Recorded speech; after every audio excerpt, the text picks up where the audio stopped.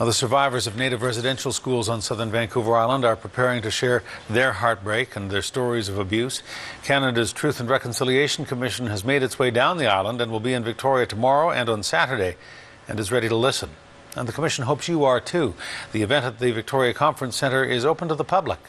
As CTV's Andrew Johnson shows us, the hurt inflicted on these young people decades ago is still felt today.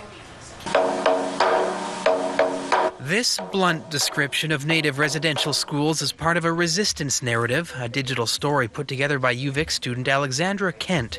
She and 6 others have researched the schools and the terrible things that were done to children there for more than a century. The more I learn about it, the more devastating it is.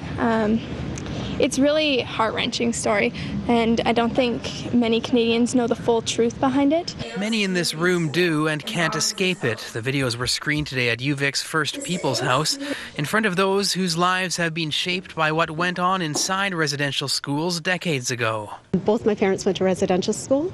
Both of them had passed away when I was a lot younger, for sure, based on the impacts of the residential schools through addictions. And part of my story is that because of their passings, I did grow up in foster care. Shaylee Robinson's family will never be the same either. My great-grandma experienced residential school, so then she put it onto her kids, and then onto her kids, and then onto my mom. So it's never ending.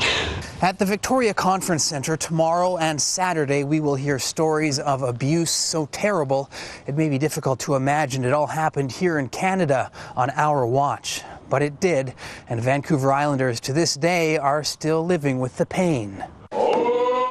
In Duncan last month, a Truth and Reconciliation Commission event was at times almost unbearable. His actions of sex abuse went on for the duration of the school year, and he made nightly visits to me, but my brother would not cooperate. Instead, he ran to the window